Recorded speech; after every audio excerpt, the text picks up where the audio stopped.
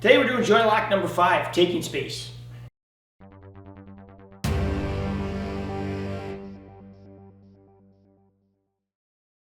Now I've been doing this through all the other videos, but I had a question on it. And what I'd like to do is I'd like to break it down a little more just so you understand the concept. I always say take space, but a lot of times people don't know what I mean by that. So everybody has a structure, like a bridge or a house, whatever, it doesn't matter. And he is in structure right now. He's in good posture, his legs are in an even space, and that makes him strong.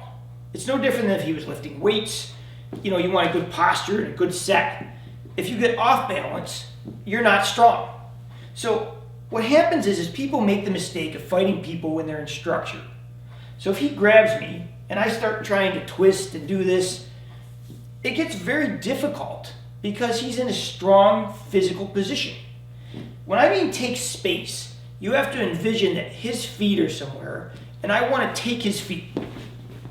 So he was here and now I'm here.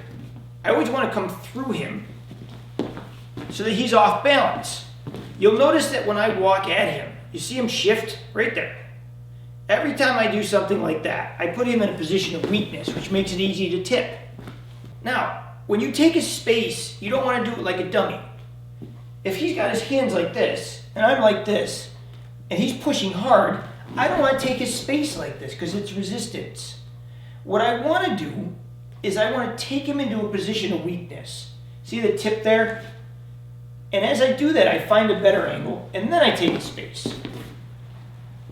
So I always want to walk through him and take his space, but I have to do it smartly.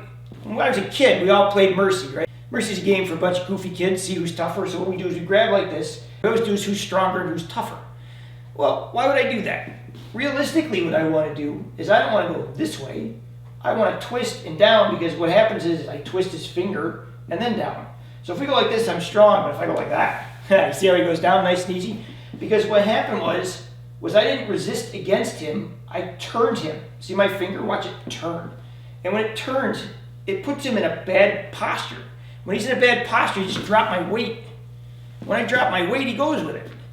Well, micro, macro, right? This is the micro. This is the small version of it. This is the big version of it.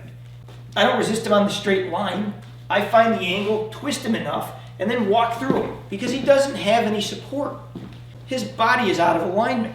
He's like this or he's like this. You get someone on one foot, I don't care who they are, you push them, they move because they don't have that support. So when you do all of your joint locking, keep in mind you're always trying to off balance them and take their space. If you do that, it makes them weaker and it makes it easier to put on. You sure don't want to do it when they're strong and they're resisting you. So always be smart. Study your opponent when you're doing joint locking.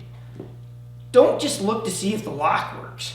See if before you put the lock on, if they're off balance. That's the key, right? If you put the lock on while he's in balance, that's okay. But if he's like this before the lock goes on, it'll be a lot better.